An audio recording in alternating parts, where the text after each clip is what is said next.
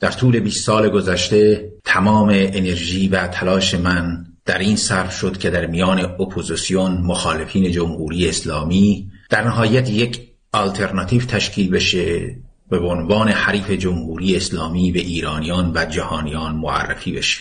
جنبش ژینا باز نتونست دگرگونی و بازاندیشی بنیادینی رو در نگاه و روش کار اپوزیسیون ایجاد بکنه. به دلیل این شکست سیاسی، به دلیل اینکه هیچ پیشرفتی رو در میان اپوزیسیون در 20 سال گذشته اعلام میکنم، بنده ترک تابعیت ایرانی کرده، خودم رو ایرانی نمیدونم. در واقع اپوزیسیون و مخالفین جمهوری اسلامی و ایرانیانی که در خارج از کشور به ویژه به طور عموم و به ویژه سیاسیونش زندگی میکنن و فعال هستن، تجربه شخصی سیاسی بنده به من میگه آب در هاون کوبیدنه. تجربه من به من میگه که اینا نتونستن در طول 45 سال گذشته که جمهوری اسلامی وجود داره و خودشون به عنوان اپوزیسیون معرفی میکنن، سر یک آچهار توافق بکنن.